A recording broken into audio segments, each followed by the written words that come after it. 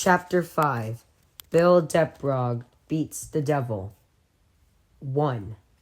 Bill Deprog thinks, I'm damned near space traveling. I might as well be inside a bullet shot from a gun. This thought, although perfectly true, is not one he finds especially comfortable. In fact, for the first hour following the Contran takeoff, or perhaps liftoff, would be a better way to put it, from Heatbro, he has been coping with a mild case of claustrophobia. The airplane is narrow, unsettling, so the meal is just short of excruciating, but the flight attendants who serve it must twist and bend and squat to get the job done. They look like a troop of gymnasts. Watching the strenuous service takes some of the pleasure out of the food for Bill. Although his seatmate doesn't seem particularly butthurt, the seatmate is another drawback. He's fat and not particularly clean. It may be Ted Lapiton's cloaking on top of his skin, but beneath it Bill detects the unmistakable odors of dirt and sweat. He's not being very particular about his left elbow. Either every now and then it strikes Bill with a soft thud.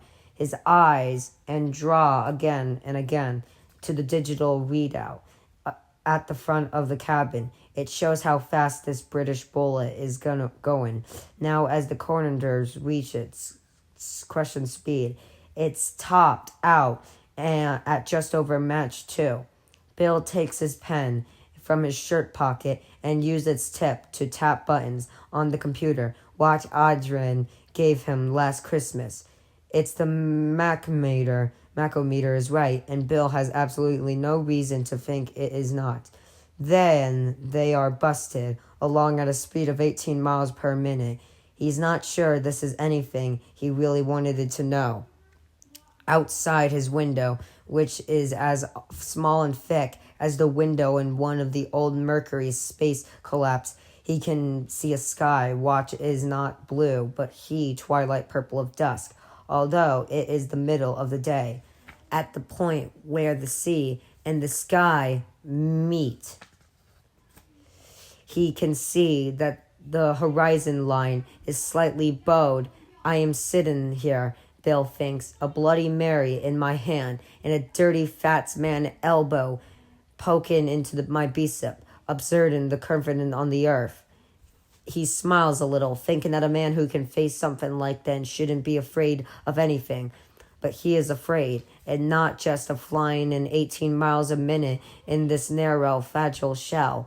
He can almost feel Derry rushing at him, and that is exactly the right expression for it. 18 miles a minute or not, the sensation is of being perfectly still while Derry rushes at him like some big carnivore which has lain in wait for a long time and has finally broken from cover. Derry, Derry, shall we write in ode to Derry, the stink of its mills and its rivers, the dike-vented quiet of its tree-lined streets, the library, the standpipe, Basie Park, Derry Elementary School, the Barrens. Lights are going on in his head. Big Cullinets. It's like he's been sitting in a darkened theater for 27 years, waiting for something to happen, and now it's finally begun. The set being revealed spot by spot and killing by killing is not, however, some harmless comedy like Aristocrat and Old Lace to Bill Deprog. It looks more like the cabin of Dr. Kellerman. All those stories I wrote, you think what a stupid kind of amusement. All those novels. Derry is where they all came from. Derry was the wellspring. They came from what happened that summer, and from what happened to George the autumn before. All the interviews that ever asked me that question, I gave them the wrong answer. The fat man's elbow digs into him again, and he spills some of his drinks. Bill almost says something, then thinks better off it. That question, of course, was, where do you get your ideas? It was a question Bill supposed all writers of fiction had an answer or pretend to answer at least twice a week, but a fellow like him who made him a living by writing of things which never were and never could be had to answer it or pretend to much more often than that. All writers have a pipeline which goes down into the supplication, he told him, negligently to mention that he doubted more as each year passed if there even was such a thing as a sublimation, but the man or woman who writes horror stories has a pipeline that goes further, maybe into the supplication, if you like. Elegant answers that but one he had never really believed, supplication, where there was something down there all right, but Bill thought people had made much to be big a deal out of a function which was probably the mental examination of your eyes, watering when dust got in them, or breaking wind in hour or so after a big dinner. The second metaphor was probably the better of the two, but you couldn't very well tell interviewers that was far as you were concerned. Such thing as dream and vengeance logins and sensation like deja vu really came down to nothing more than a bunch of mental farts, but they seemed to need something. All those reporters with their notebooks and then their little Japanese tape recorders. And Bill wanted to help them as much as he could. He knew that writing was a hard job, a damned hard job. There was no need to make their harder by telling them, my friend, you might as well ask me, who cut the cheese, and have done with it. He thought, now, you always knew they were asking the wrong question. Even before Mike called, now you also know what the right question was. Now where do you get your ideas? But why do you get your ideas? There was a pipeline, all right, but it wasn't either the Frenchman or Jugman version of the sublimation that it came out of. No interior drain system of the mind, no Cerberus carving full of Morlocks, writing to happen. There was nothing at the other end, that pipe, but dairy, just dairy. And what was that? Trapping upon my bridge. He sits bolt upright suddenly, and this time it's his elbow that goes wandering and sinks deeply into his fat seatments. Sigh for a moment. Watch yourself, buddy, the fat man says.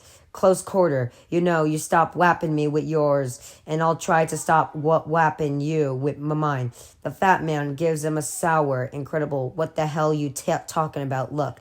Bill simply gazed at him until the fat man looks away, muttering, who's there? Who's trip-trapping over my bridge? He looks out of the window again and thinks, we're beating the devil. His arms in the nape of his neck prinkle. He knocks back the rest of his drink in one small swallow. Another of those big lights has gone on. Silver, his bike, that was what he had called it, after the Lone Rager's horse. A big switchwind, 28 inches tall. You'll kill yourself on that, Billy, his father had said, but with no real concern in his tone. He had shown little concern for anything since George's death. Before, he had been tough. Fair, but tough, since you could get around him. He would make fatherly gestures, go through fatherly motion, but motion and gestures were all they were. It was like he was always listening for George to come back into the house. Bill had seen it in the window of the bike and cycle shop down on Center Street. It leaned gloomily on the kickstand, bigger than the biggest of the others, on display, dull where they were shiny, straight in places where the others were curved, bent in places where the others were straight, propped in its front tire had been a sign, use, make, an offer. What actually happened was that Bill went in and the owner made him an offer, which Bill took. He wouldn't have known how to dicker with the cycle shop and owner if his life depended on it, and the price, $24, the man quoted, seemed very fair to Bill. Generous, even. He paid for day money, Christmas money, lawn mowing money. He had been noticing the bike in the window ever since Thanksgiving. He paid for it and wheeled it home as soon as the snow began to melt for good. It was funny because he never thought much about owning a bike before last year. The idea seemed to come into his mind all at once, perhaps on one of those endless days after George died, was murder. In the beginning, Bill almost did kill himself. The first ride on his new bike ended it with Bill dampening on purpose to keep running smack into the bored fence at the end of Kossuth Lane. He had not been so afraid of running into the fence as he had been of bashing right through it and fallen 60 feet into the barrens. He came away from the one of the 5-inch gash running between the wrist and elbow of his left arm. Not even a week later, he had found himself unable to brake soon enough and had shot through the intersection of Witcham and Jackson at perhaps 35 miles an hour. A little kid on a dusty gray medicine of a bike. Silver was silver only by the most energetic reach of a will and imagination. Playing cards mission, gunning the spokes of the front and back wheels in a steady roar, and if a car had been coming, he would have been dead meat, just like Georgie. He got control of Silver little by little as the spring advanced. Neither of his parents noticed during that time that he has been countering death by bicycle. He thought that after the first few days, they had keys to really see his bike at all. To them, it was just a relic with chipped paint, which leaned against the garage wall on rainy days. Silver was a lot more than some dusty old relic. Through he didn't look like much, but he meant like the wind. Bill's friend, his only real friend, was a kid named Eddie Kasprak, and Eddie was good with medical things. He had shown Bill how to get Silver in shape, which bolts to tighten and check regularly, where to oil the sprockets, how to tighten the chain, how to put on a bike patch so it would stay if you got a flat. You ought to paint it, he remembered Eddie saying one day, but Bill didn't want to paint Silver for reasons he couldn't even explain to himself. He wanted to Situate just the way it was. He looked like a real bow wow, the sort of bike a careless kid regular left out of his lawn in the rain, a bike that would be all squeaks and shudders and slow fiction. It looked like a bow wow, but it went like the wind. It would beat the devil, he says out loud and laughs. His fat seatman looks at him sharply. The laugh has that Halloween quality that gave Audrey the creeps earlier. Yes, it looked pretty shouty with its old paint and the old-fashioned packed age carrier mountain above the back wheel, and the ancient Ogric horn with the black rubber bulb. That horn was permanently welted to the handlebars with a rusty bolt the size of a baby's fuss. Pretty shouty, but would Silver go? Could be. Christ, and it was damned good thing he could, because Silver had saved Bill Debrog's life in the 4th week of June 1958, the week after he met Ben Hedskep for the first time, the week after he and Ben and Eddie built the dam, the week that Ben and Richie trashmouthed Torzor and Beverly Marsh showed up in the barns after the Saturday matin. Richie had been riding behind him on the Silver's package carrier the day Silver had saved Bill's life, so he supposed Silver had saved Richie's too. And he remembered the house they had been running from all right. He remembered that just fine, that damned house on Neobolt Street. He had raced to beat the devil that day. Oh yeah, for sure. Don't you just know it? Some devil with eyes on shiny has old deadly coins. Some hairy old devil with a mouthful of bloody teeth. But all that had come later, if Silver had saved Richie's life and his own that day, then perhaps he had saved Eddie Kasprak's on the day Bill and Eddie must bend by the kick-apart remains of their dam in the Barrens. Henry Bowers, who looked a little bit like someone had run him through a disc bowl, had mashed Eddie's more, and then Eddie's asthma had come on strong, and his aspirin turned tip empty. So it had been Silver that day, to Silver to the rescue. Bill Debrog, who wasn't been on a bicycle in almost 17 years, looks out the window of an airplane that would not have been credited or even imagined outside of an airplane that would not even have been credited or even imagined outside of a fiction magazine in the year 1958. Hi-yo, Silver! Away, he thinks, and has to close his eyes against the sudden Neilden sting of tears. What happened to Silver? He can't remember that part of the set is still dark that Heiklin has yet to be turned on. Perhaps that is just as well. Perhaps that is a mercy. Hi-oh, Silver. Hi-oh, Silver. 2. Away, he shouted. The wind, too, toward the words, back over his shoulder, like a fluttering crepe streamer. They came out big and strong, those words in a trumpet and roar.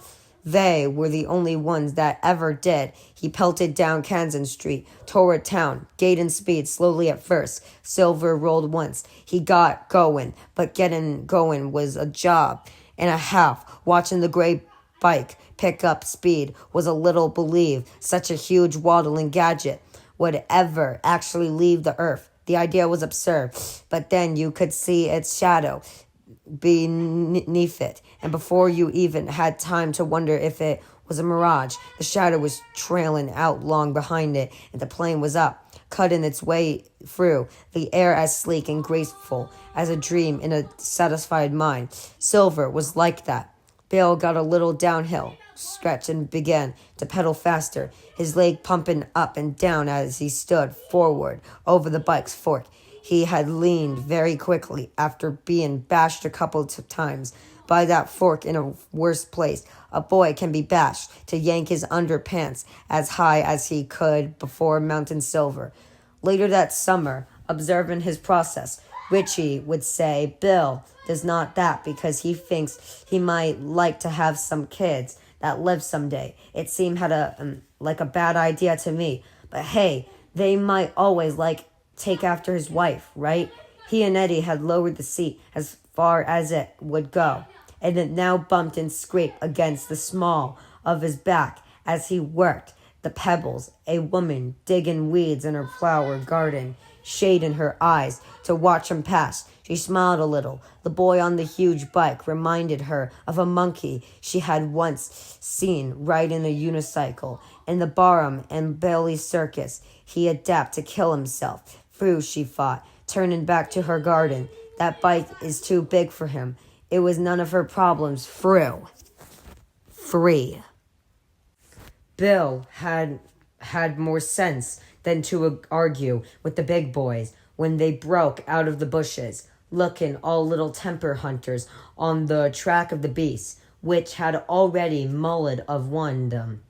Eddie, however, had rationally opened his mouth, and Henry Bowers had unloaded on him. Bill knew who they were, all right. Henry Belch and Victor were just about the worst kids in dairy school.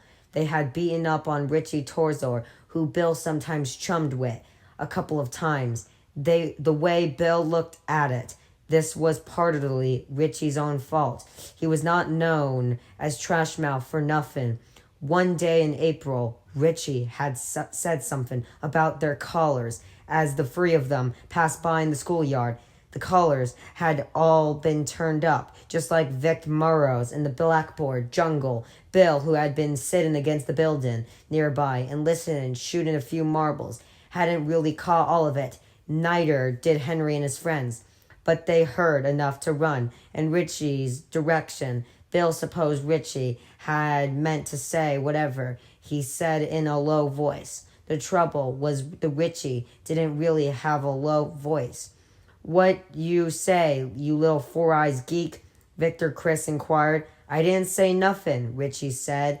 That disclaimer, along with his face, which looked quite simply dismayed and scared, might have expected that Richie's mouth was like a half-tame house that has a way of bolting for absolutely no reason at all. Now it suddenly added, you out to dye the wax way out of your ears, big fella? Want some blasting powder? They stood looking at him incredibly for a moment, and then they looked after him, stuttering. Bill watched the unequal race from its start and to its preordained conclusion from its place against the side of the building. No sense getting involved. Those free gallants would be just as happy to beat up on two kids for the price of one. Richie ran diagonally across the little kids' play yard, leaping over territories and dodging among the swings, realizing he had run into a blind alley only when he struck the chain link fence between the play yard and the park, which obstructed the school grounds. So he tried to go up the chain link, all clutching fingers and pointing seeking sneaker toes, and he was maybe 2/3 of the way to the top when Henry and Victor Chris hauled him back down again. Henry guided him back back of the jacket, and Victor grabbing the seat of his jeans. Richie was screaming when they peeled him off the fence. He hit the asphalt on his back. His glasses flew off. He reached for them, and Belch Huggins kicked them away, and that was why one of the bows was mented with adhesive tape this summer.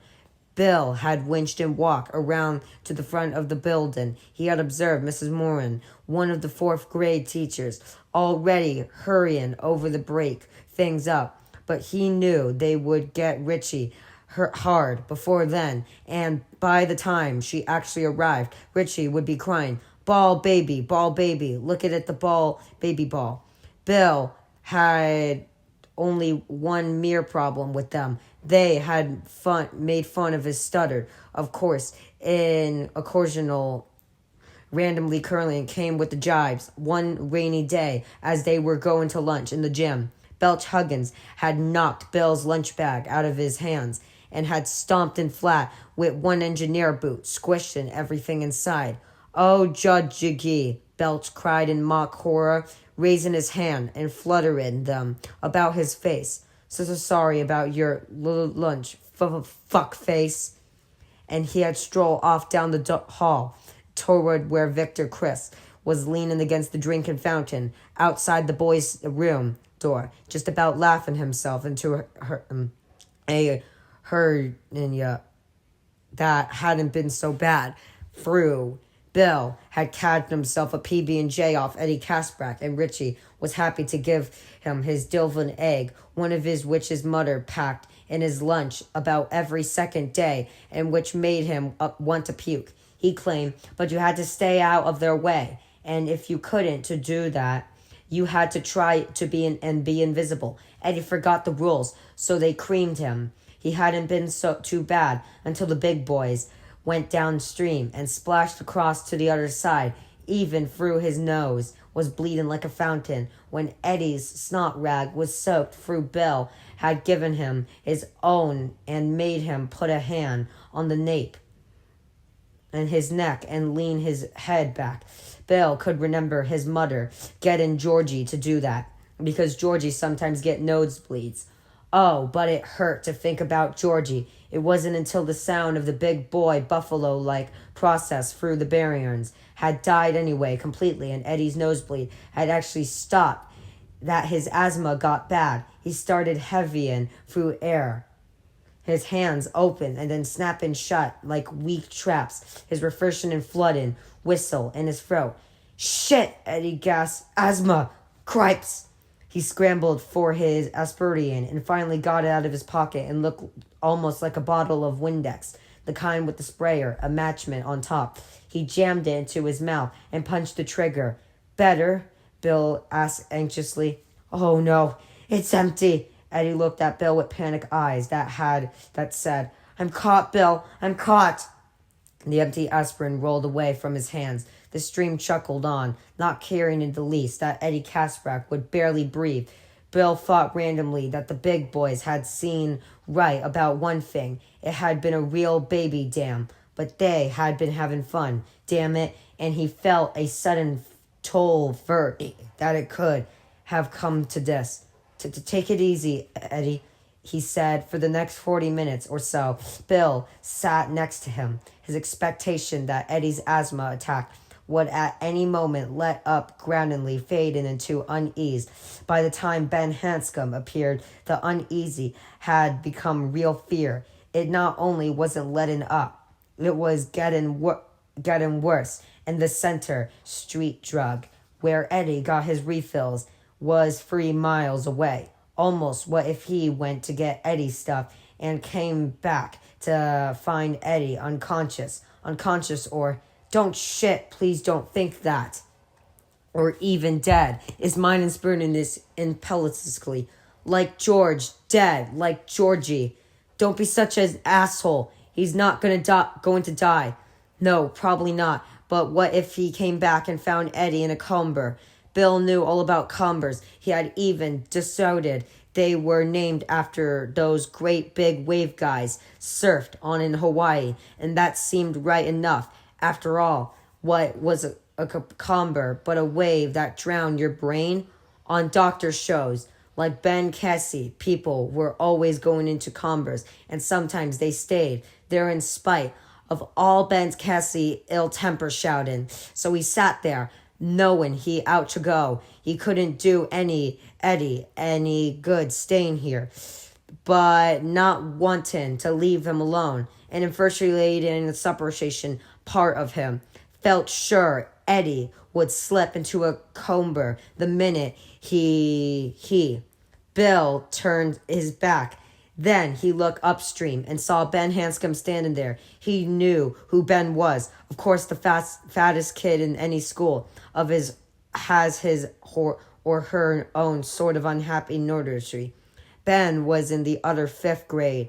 Bill sometimes saw him at recess standing by himself, usually in the corner, looking at the book and eating his lunch out of a bag about the size of a laundry sack. Looking at Ben now, Bill thought he looked even worse than Henry Bowers.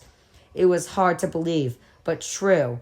Bill could not begin to imagine the catalytic fight these two must have been in. Ben's hair stood up in wild dirt, clotted spikes. His sweater or sweatshirt, it was hard to tell which it had started the day as, and it sure as shit didn't matter.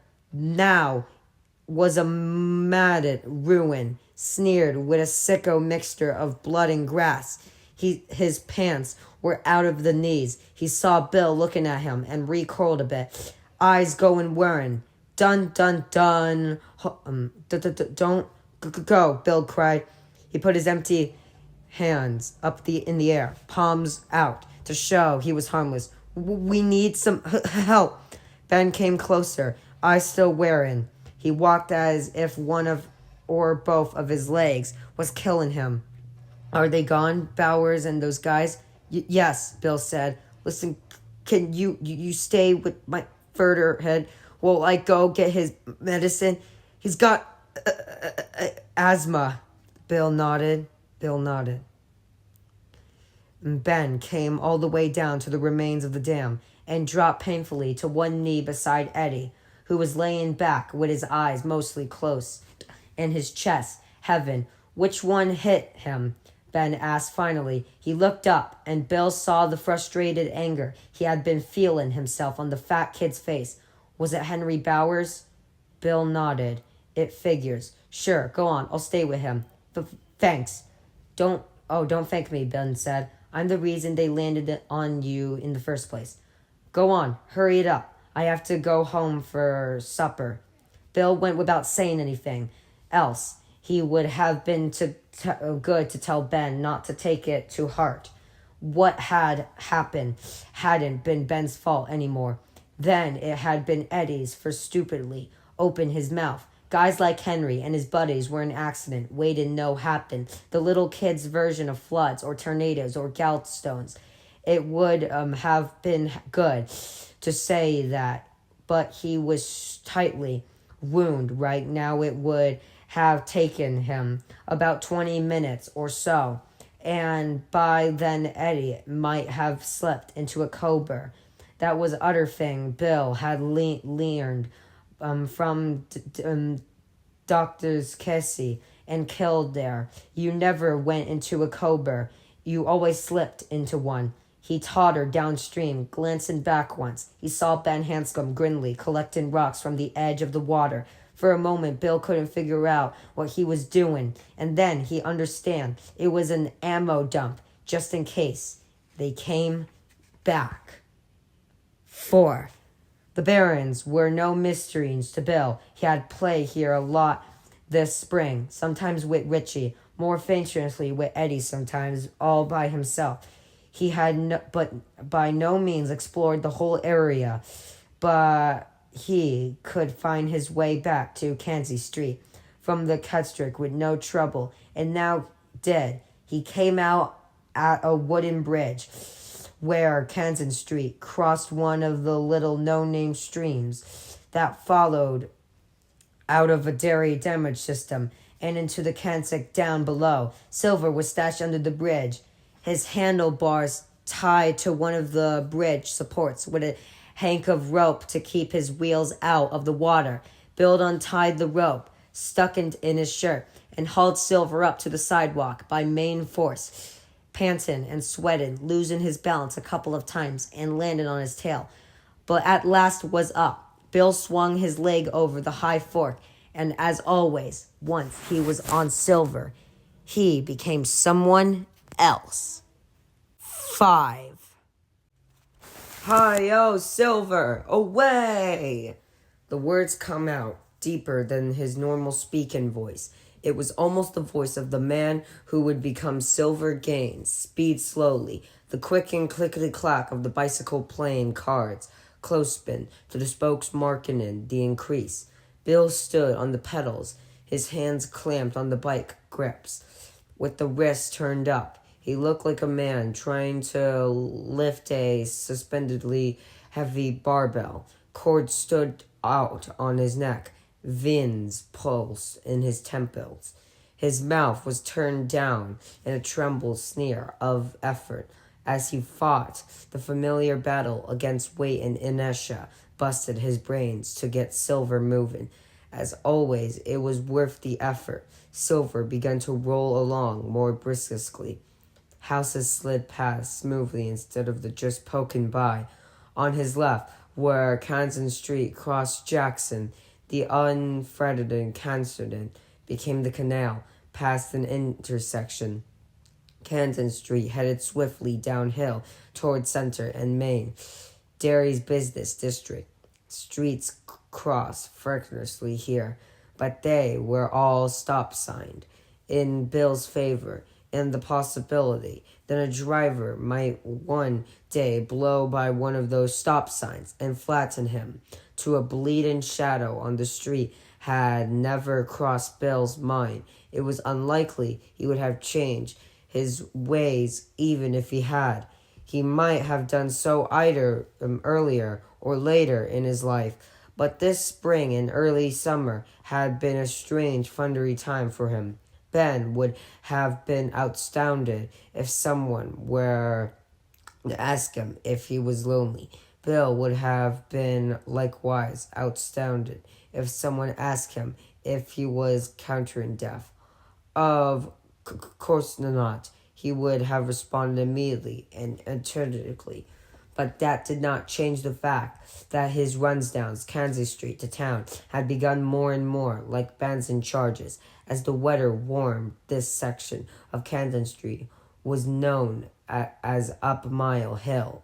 Bill took it at full speed, bent over Silver's handlebars to cut down the wind resistance, one hand poised over the crack rubber bolt of his auguring horn to warn the unwary, his red hair blowing back from his head in a rippling wave. The click of the playing cards had mounted to a steady roar, to Effelin's sneer had become a big goofball grin. The residents on the right had given way to business buildings, warehouses, and meat packing plants, most of them which blurred by in a scary but satisfying rush. To his left, the canal was a wink of the fire in the corner of his eyes. "Hi-yo, Silver! Away!" he screamed trumpetedly. Silver flew over the first croupier, and as they almost always did at that point, his feet lost contact with the pebbles.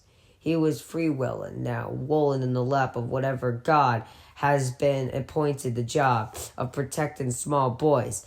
He served into the street, doing maybe 15 miles an hour over the postes, speed of 25. It was all behind him now. His stutter, his dad's blank hurt eyes as he puttered around his garbage workshop, the terrible sight of the dust on the closed piano cover upstairs, Dusty because his mother didn't play anymore.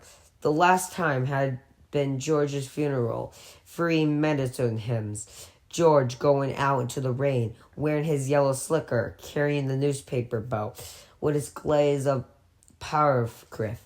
Mr. Gardiner coming up the street 20 minutes later with his body wrapped in a blood-stained quilt. His mother, agonized shrink, all behind him. He was the Lone Ranger. He was John Wayne. He was Bo Diddley. He was anybody he wanted to be, and nobody who cried, and got scared and wanted to mutter. Silver flew and stuttering. Bill Deprog flew with him. Their Gantarin-like shadow fell behind them. They raced down up Mike Hill together. The playing cards roared. Bill's feet found the pebbles again, and he began to pump, wanting to go even faster, wanting to reach some hyperparticle speed, not of sound, but of money, and crash through the pain barrier. He raced on, bent over his handlebars. He raced to beat the devil. The freeway intersection of Kansas Center, of Maine, coming up fast. It was horror of one-way traffic and confluent signs and stop lights, which were supposed to be timed, but really weren't the results. A Dairy News editorial had proclaimed the year before was a traffic rotador, comforting in hell. As always, Bill's eyes flicked right and left, God in the traffic flow, looking for the holes. It was his judgment was mistaken. If he stuttered, you might say he would be badly hurt or killed. He arrowed into the slow-moving traffic, which clogged the intersection, running a red light and faded to the right to avoid a lumbering porthole and bucked it. It shot a bullet of a glance back over his shoulder to make sure the middle lane was empty. He looked forward again and saw that in roughly 5 seconds he was going to crash into the rear end of a pickup truck and had stopped squarely in the middle of the intersection, while the Uncle Ike type behind the wheel craned his neck to read all the signs and make sure he hadn't taken a wrong turn and somehow ended up in Mammon Beach. The lane on Bill's right was full of a dairy bagger inter-security bus. He slipped in that direction just the same and shot the gap between the stop, pickup, and the bus still moving at 40 miles an hour. At the last second, he snapped his head hard to one side like a shoulder, doing an over in domestic eyes right to keep the mirror mounted on the passenger's side of the pickup from rearranging his teeth. Hoar Diesel from the bus lanced his throat like a kick of strong liquor. He heard a Finn gasp and squeal as one of his bike grips kissed a line up. The coach asylum inside. He got just a glimpse of bus driver, his face paper white, under his Pete Hudson bus company cap. The driver was shaking his fist at Bill and shouting something Bill doubted was happy birthday. Here was a trio of old ladies crossing Main Street from the New England Bankside to the Shoeboat side. They heard the harsh butt of the playing cards and looked up. Their mouths dropped open as a boy on a huge bike passed within half a foot off them like a mirage. The worst and the best of the trip was behind him now. He had looked at the very real possibility of his own death again, and again he had found himself able to look away. The bus had not crushed him. He had not killed himself, and the three old ladies with their freezes shopping bags and their societal security cheeks. He had not been splattered across the tailgate of Uncle Ike's old Dodge pickup. He was going uphill again now, speed bleeding away. Something, call it desire, that was good enough, wasn't it? Was bleeding away with it, although thoughts and memories were catching up. Hi, Bill Gee. We almost lost sight of you. for always there. But there we are rejoining him, climbing up his shirt and jumping into his ears and whooshing into his brains like little kids going down a slide. He could feel them settling into their oscumen places, their feverish bodies jostling each other. Gosh, wow. Here we are inside Bill's head again. Let's think about George. Okay, who wants to start? You think too much, Bill. No, that wasn't the problem. The problem was he imagined too much. He turned into Richard's alley and came out on the center street. A few moments later, pedaling slowly, feeling the sweat on his back and his hair, he dismounted Silver in front of the center street drugstore and went inside. 6. Before George's death, Bill would have gotten the salient points across to Mr. Cannon by speaking to him. The druggist was not exactly kind, or at least Bill had an idea he was not, but he was patient enough, and he did not tease or make fun. But not Bill stuttered was much worse, and he really was afraid something bad might happen to Eddie if he didn't move fast. So when Mr. Keene said, "Hello, Billy Deprog, can I help you?" Bill took a folder advertising vitamins, turned it over, and wrote on the back, "Eddie Kasprak and I were playing in the Barons. He's got a bad asthma attack. I mean, he can hardly breathe. Can you give me a refill on his aspirin?" He pushed this note across the glass-top counter to Mr. Keene, who read it, looked at Bill's anxiety's blue eyes, and said, "Of course. Wait right here. And don't be handling anything you shouldn't." Bill shifted impatiently from one foot to the other, while Mr. Keene was behind the rear counter, although he was back there less than 5 minutes. It seemed an age before he returned with one of Eddie's plastic squeeze bottles. He handed over to Bill, smiled, and said, "This should take care of the problems. Thanks. I don't have any." "It's all right. That's all right, son. Mrs. Kasprak has an account here. I'll just add this on. I'm sure she'll want to thank you for your kindness." Bill, much relieved, thanked Mr. Keene and left quickly. Mr. Keene came around the counter to watch him go. He saw Bill toss the aspirin into his bike basket and mount clumsily. Can he actually ride a bike that big? Mr. Keene wondered. I doubt it very much. But the Deprog kid somehow got it going without falling on his head and pebbled slowly away. The bike, which looked to Mr. Keene like somebody's idea of a joke, wobbled madly from side to side. The aspirin rolled back and forth in the basket. Mr. Keene grinned a little.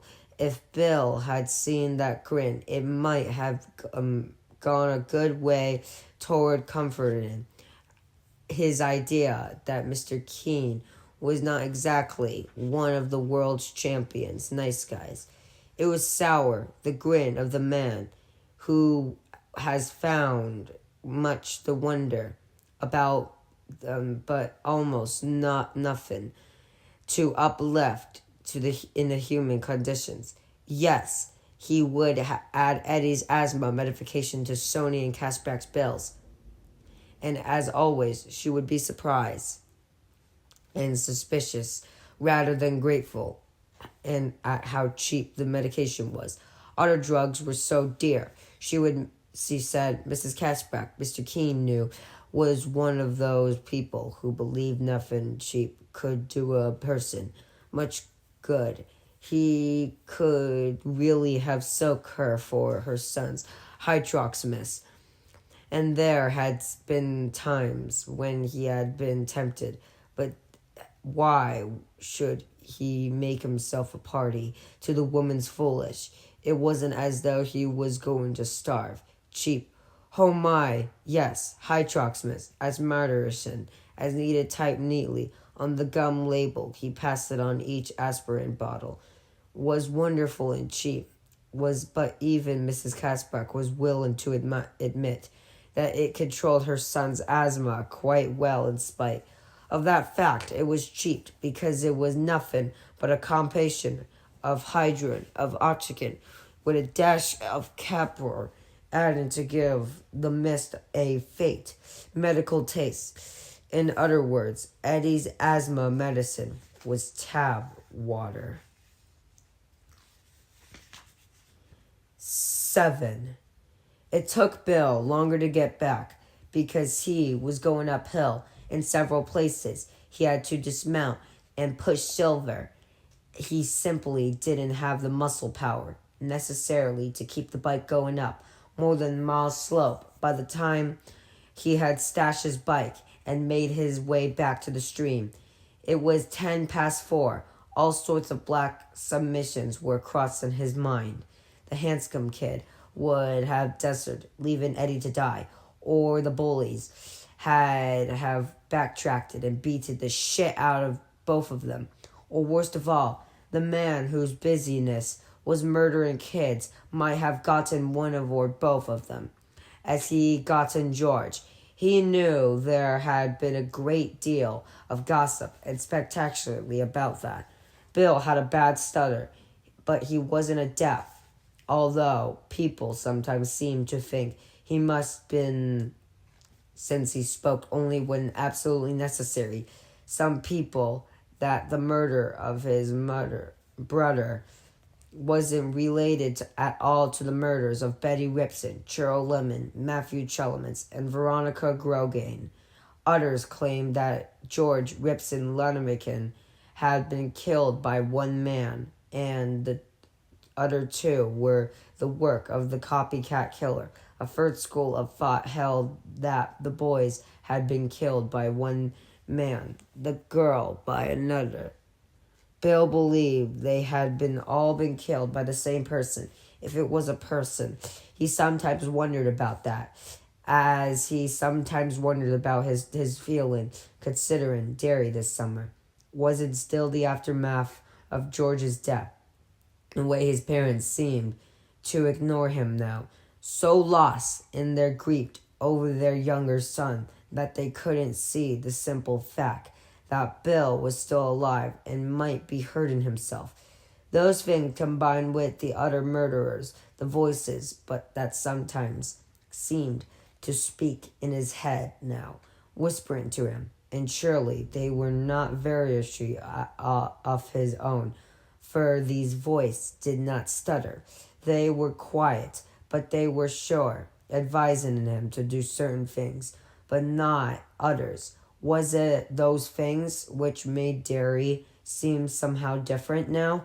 Somehow threatening with unexplored streets that did not invite, but seemed instead yawn in a kind of admonishing silence that made some faces look street and frightened.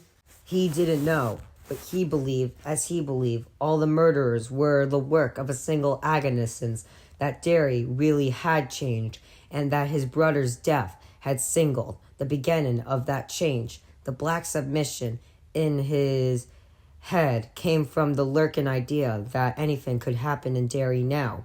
Anything. But when he came around the last bend, all looked cool. Ben Hanscom was still there, sitting beside Eddie. Eddie himself was sitting up now, his hands dangling in his lap, head bent, still wheezing. The sun had sunk low enough to project long green shadows across the stream. "Boy, that was quick," Ben said, standing up. "I didn't expect you for another half an hour. I got a fast bike," Bill said with some pride. For a moment, the two of them looked at each other, consciously, warmly. Then Ben smiled, tastelessly, and Bill smiled back. The kid was fat, but he seemed okay, and he stayed put. That must have taken some guts, with Henry and his J.D. friends, maybe still wandering around out there someplace. Bill winked at Eddie, who was looking at him with dumb gratitude. "Here you go, Eddie." He tossed him the aspirator. Eddie plunked it into his open mouth, triggered it, and gasped consciously. Then he leaned back, eyes shut, Ben watched his with concern. Geez, he's really got it bad, doesn't he? Bill nodded it. I was scared there for a while, Ben said in a low voice. I was wondering, what do if he had a convulsion or something? I kept trying to remember the stuff they told us in the Red Cross assembly we had in April. All I could come up with was put a stick in his mouth so he wouldn't bite his tongue off. I think that's for a helpedix. Oh yeah, I guess you're right. He won't have a convulsion anyway, Bill said. That medicine will fix him right up. Look, Eddie's labor breathing had eased. He opened his eyes and looked up at them. Thanks, Bill, he said. That one was a real pisswa. I guess it started when they creamed your nose, huh? Ben asked. Eddie laughed ruefully, stood up, and stuck aspirin in his back pocket. Wasn't even thinking about my nose. Was thinking about my mom? Yeah, really. Ben sounded surprised, but his hand went to the rags of his sweatshirt and begun fiddling there nervously. She's going take one look at the blood on my shirt and have me down to the nursery room at Derry Home in about 5 seconds. Why? Ben asked. It stopped, didn't it? Gee, I remember this kid. I was in kindergarten with Scooter Morgan, and he got a bloody nose when he fell off the monkey bars. They took him to the nursery room, but only because it kept bleeding. Yeah? Bill asked, interested. Did he die? No, but he was out of school a week. It doesn't matter if it stopped or not, Eddie said gloomily. She'll take me anyway. She'll think it's broken, and I got pieces of bone sticking to my brain or something. Can you get bones of your brain? Bill asked. This was turning into the most interesting conversation he had in weeks. I don't know. If you listen to my mother, you can get anything. Eddie turned to Ben again. She takes me down to the nursery room about once or twice a month. I hate that place. There was this orderly once. He told her they out to make her pay rent. She was really PO'd. Wow, Ben said. He thought Eddie's mother must have been really weird. He was unconscious of the fact that now both of his hands were fiddling in the remains of his sweatshirt. Why don't you just say no? Say something like, hey, Ma, I feel all right. I just want to stay home and watch Sea Hunt, like that. Aw, Eddie said uncomfortably and said no more. You're Ben Hanscom, right? Bill asked. Yeah, you're Bill Deprog. Yes, and this is Eddie Kasprack, Eddie said. My God, I hate it when you stutter my name, Bill. You sound like Elmer Fudd. Sorry. Well, I'm pleased to meet you both, Ben said. It came out, sounded prissy and a little lame. A silence fell amid the three of them. It was not internally comfortably silence. They became friends. Why were those guys chasing you? Eddie asked at last. They're always chasing me, some Bill said. I hate those fuckers. Ben was silent a moment, mostly admission, but before Bill's use of what Ben's mother sometimes called the really bad word. Ben had never said the really bad word out loud in his whole life, although he had written it in extremely small letters on a telephone pole the Halloween before last. Bowers ended up sitting next to me during the exam, Ben said at last. He wanted to copy off my paper. I wouldn't let him. You must want to die young, kid, Eddie said immediately. Stuttering Bill burst out laughing. Ben looked at him sharply, decided he wasn't being laughed at exactly. It was hard to say how he knew it. But he did, and grinned. I guess I must. He said, anyway, he's got to take summer school, and he and those other two guys were laying for me, and that's what happened. You look like they killed you, Bill said. I fell down here from Kansas Street, down the side of the hill. He looked at Eddie. I'll probably see you in the nursery room.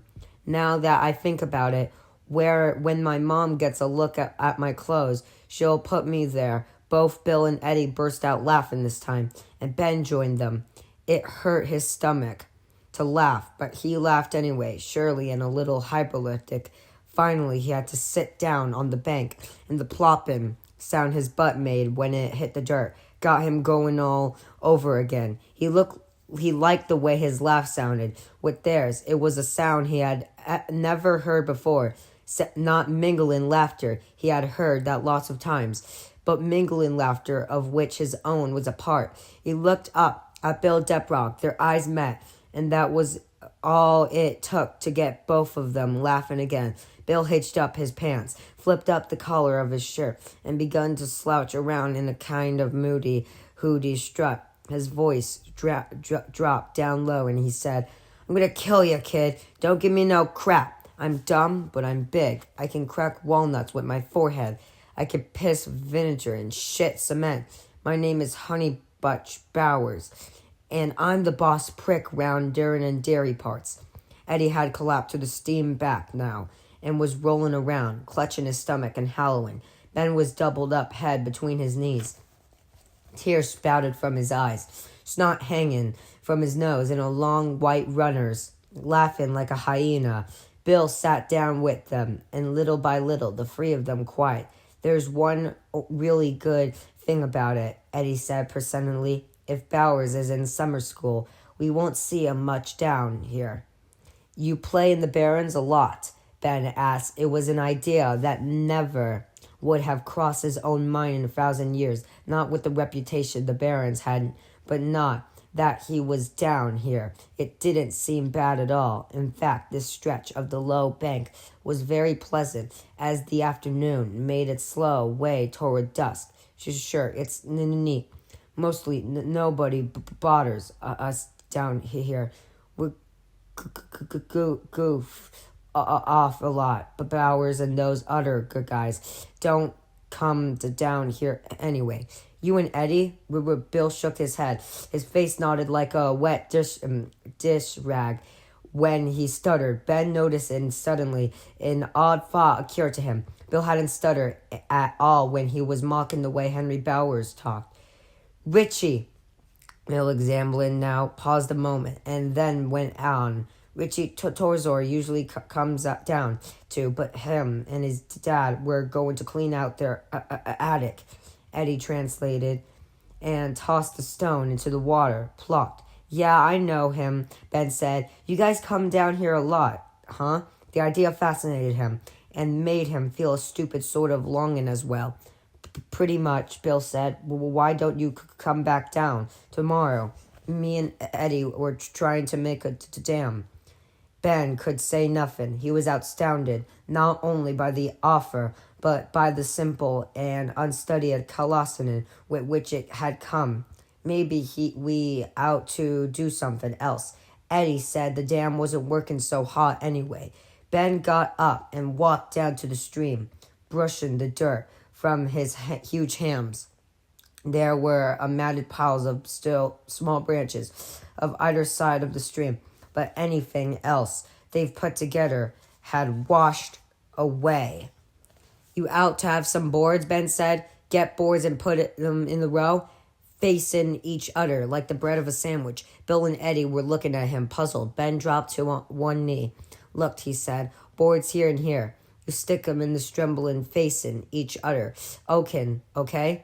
Then, before the water can wash them away, you filled up the space between them with the rocks and sand."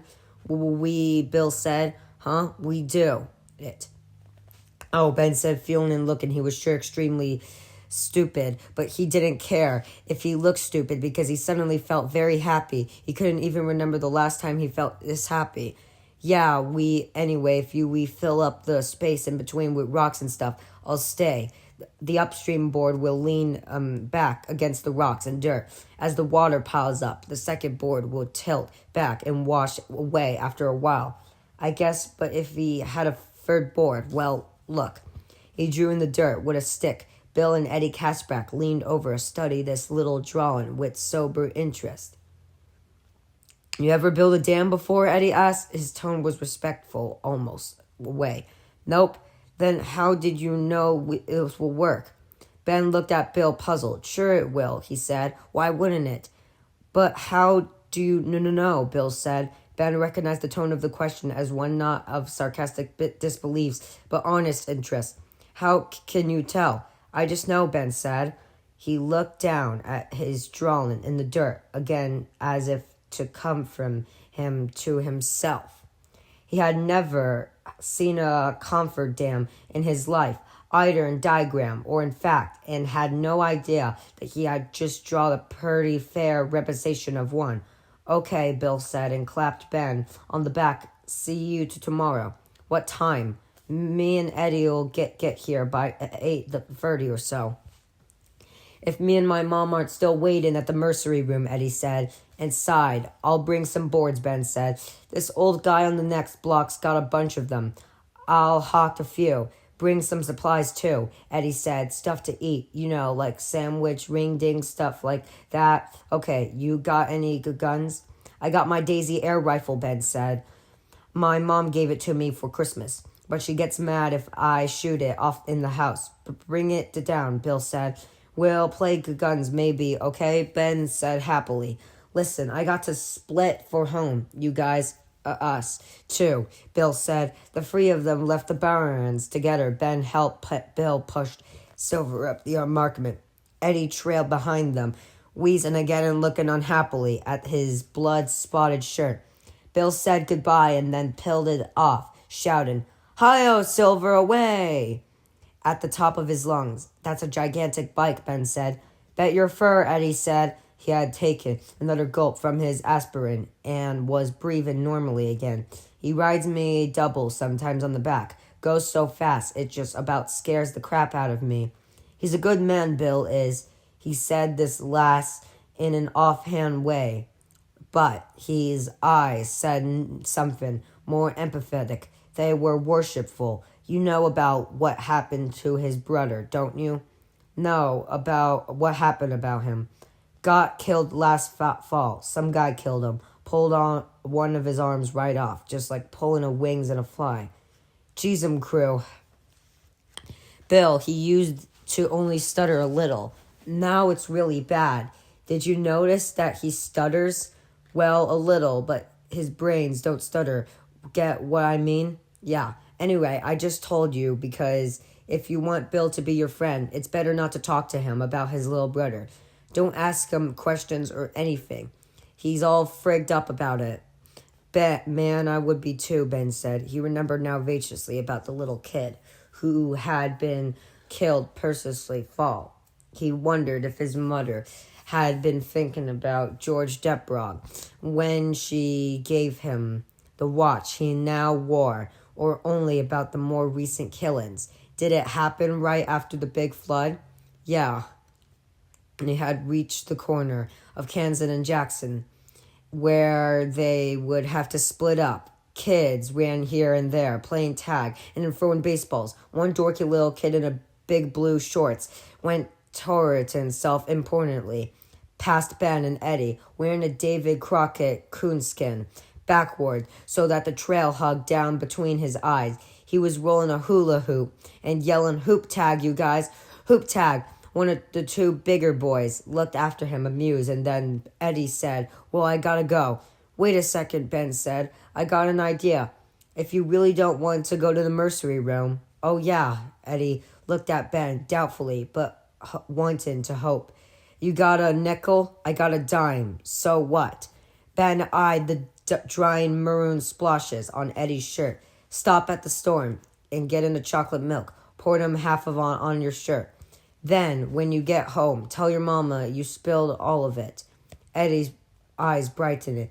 In the 4 years since his dad had died, his mother's eyesight has worsened considerably for reasons of vanity, and because she didn't know how to drive a car, she refused to see him in operations and get glasses. Dried bloodstains and chocolate milk stains looked about the same. Maybe that might work, he said. Just don't tell her it was my idea if she finds out. I won't, Eddie said. See you later, alligator. Okay. No, Eddie said patiently. When I say that, you're supposed to say, after a while, crocodile. Oh, after a while, crocodile. You got it, Eddie smiled. You know something, Ben said? You guys are really cool. Eddie looked more than embarrassed. He looked almost nervous. "Bill is," he said, and started off. Ben watched him go down Jackson Street and then turn toward home. 3 blocks up the street, he saw 3 all-too-familiar figures standing at the bus stop on the corner of Jackson and Main. They were almost turned away from Ben, which was damn lucky for him.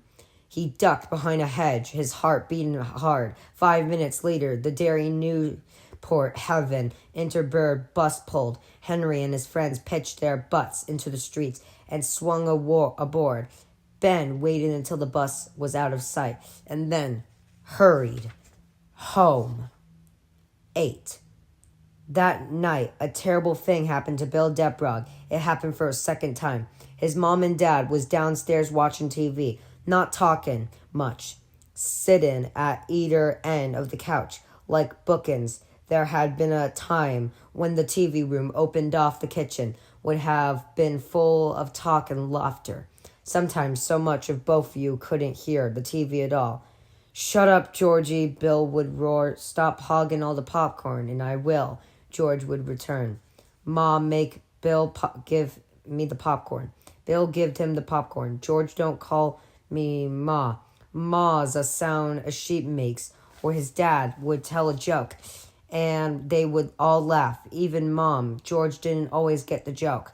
Bill knew, but he laughed because everyone else was laughing.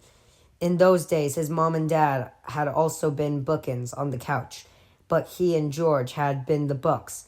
Bill had tried to be a book between them while they were watching TV since George's death, but it was cold work. They sent the cold out from the both directions, and Bill Defrosters was simply not big enough to cope with it. He had to leave because that kind of cold always froze his cheeks and made his eyes water. "Want to hear a joke I heard today in school?" He had to try once some months ago.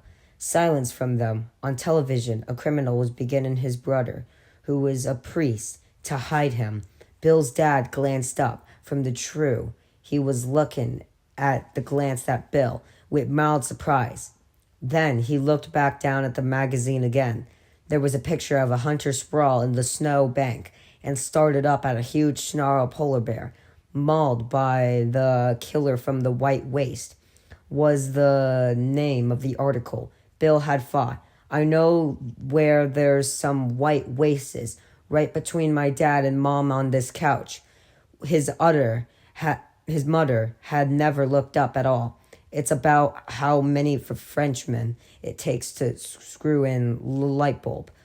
Bill plugged ahead. He felt a fine mist of sweat spring out upon his forehead, as it sometimes did in school when he knew the teacher had ignored him as long as she safely could and must soon called on him.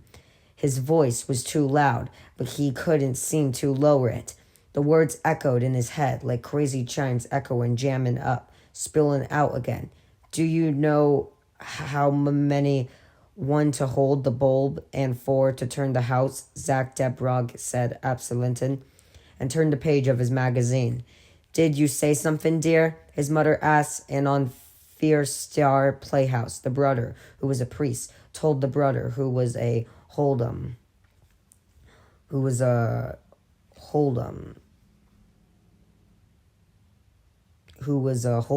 to turn himself in a pray for forgiveness. Bill sat there, sweating but cold, so cold. It was cold because he wasn't really the only book between those two ends. Georgie was still there, only in one as a George he couldn't see a Georgie who never demanded the popcorn or hollered that Bill was pinching. This new version of Georgie never cut up Dickens. It was one-armed Georgie who was playing, thoughtfully silent in the motorly shadow and white and blue glow, and perhaps it was not for his parents, but from George, that the big chill was really coming. Perhaps it was George, who was the real killer from the White Waste. Finally, Bill had felt from that cold, invisible brother and into his room, where he laid face down on his bed and cried into his pillow.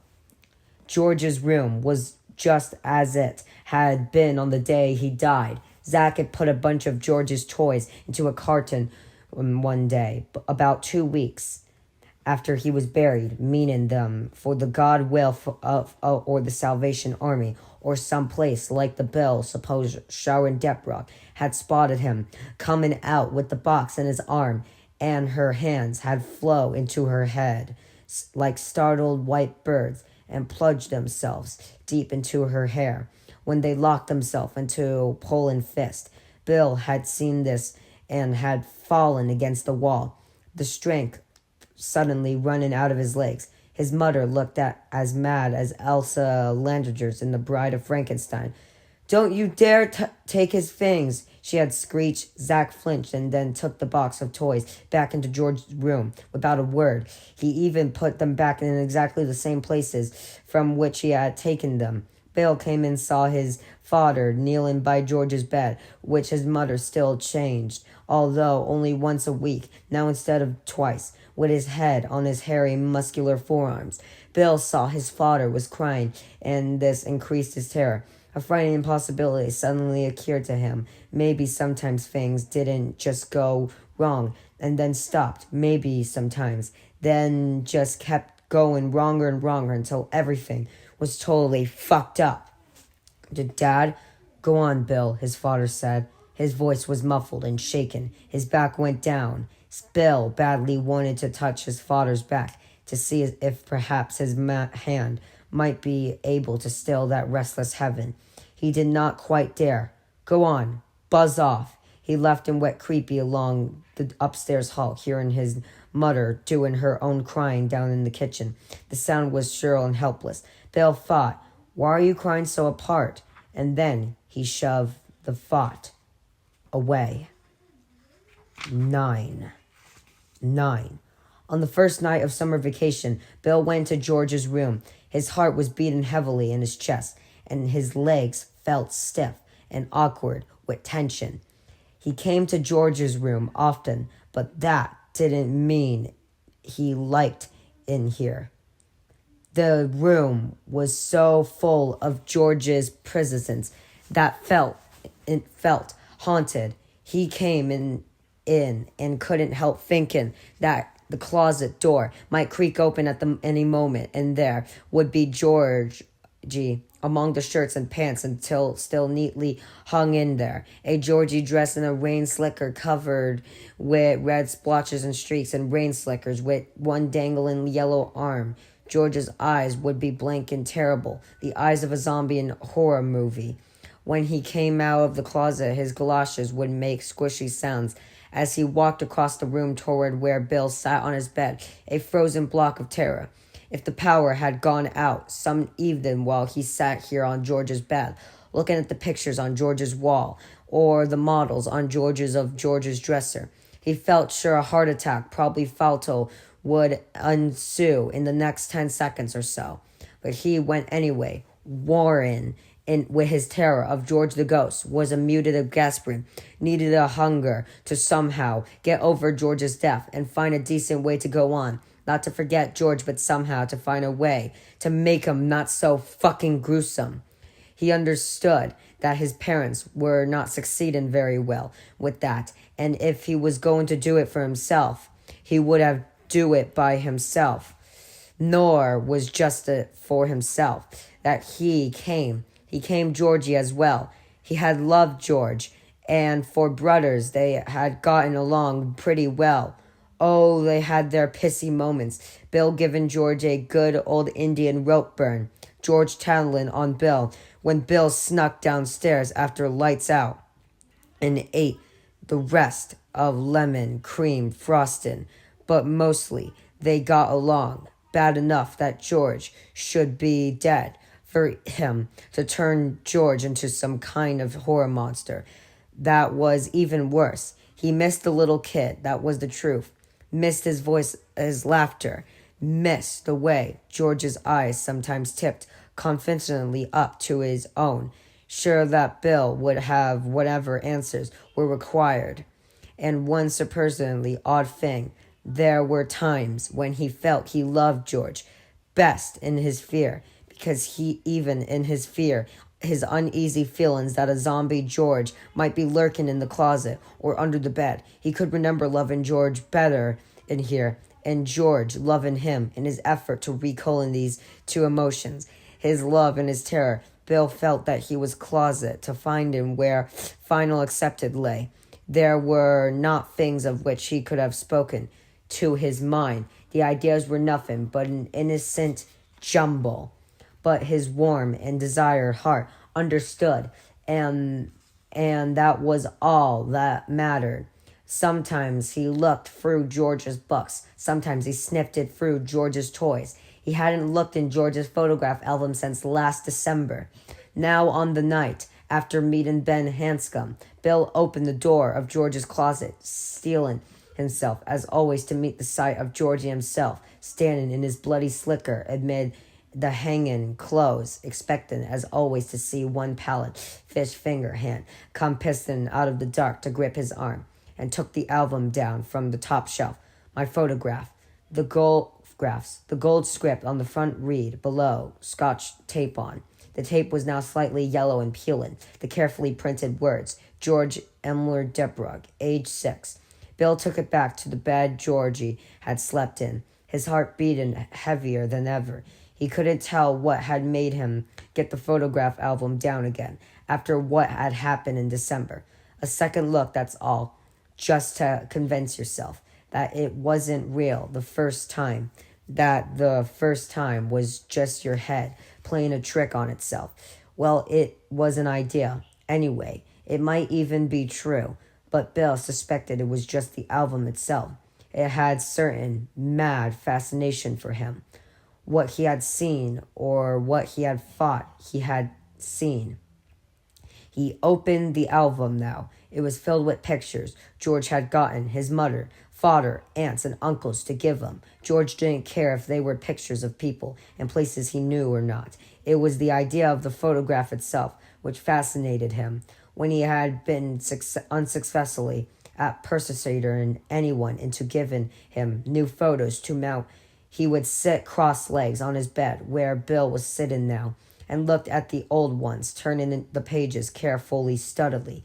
The black and white Kodaks. Here was their mother when she was young and impossibly gorgeous. Here their father, no more than 18, one of the trio of smiling, rifle-todding young men, standing over the open-eyed corpse of a deer.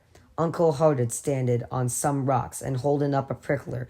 Aunt Fotherton at the dairy Anarchlin fair, keeling proudly beside a basket of tomatoes she had raised. An old bucket automobile, a church, a house, a road that went somewhere to somewhere. All these pictures snapped by, lost, somebody's, for lost reasons, locked up here in a dead boy's album of photographs. Here Bill saw himself at 3, propped up in a hospital bed with a turban of badges covering his hair. Badges went down his cheeks, and under his fractured jaw. He had been struck by a car in a parking lot of an A&P on Center Street. He remembered very little of his hospital stay, only that they'd given him an ice cream milkshakes through a straw, and his head had ached dreadfully for 3 days. Here was the whole family on the lawn of the house, Bill standing by his mother and holding her hand, and George, only a baby, sleeping in Zach's arm. And here, it wasn't end of a book, but it was the last page that mattered, because the following ones were all blank. The final picture was George's school picture, taken in October of last year, less than 10 days before he died. George was wearing a crew neck shirt. His flyaway hair was slicked down with water. He was grinning, revealing 2 empty slots in which new teeth would never grow unless they kept on growing after you died. Bill thought and stuttered. He looked at the picture fixedly for some time and was about to close the book when what happened in December happened again. George's eyes rolled in the picture. They turned up to meet Bill's own. George Artificial's say cheese smile turned into a horrid leer. His right eye drew close into the wink. See you soon, Bill. In my closet, maybe tonight. Bill threw the book across the room. He clapped his hand over his mouth. The book struck the wall and fell to the floor open. The pages turned, although there was no draft. The book opened itself to that awful picture again. The picture which had said School Friends 1957 to 58 beneath it. Blood began to flow from the picture. Bill sat frozen, his tongue and swollen, choking lump in his mouth. His skin crawling, his hair lifting. He wanted to scream, but the tiny whimpering sounds crawling out of his throat seemed to be the best he could manage. The blood flowed across the page and began to drip onto the floor. Bill filled the room, slamming the door behind him.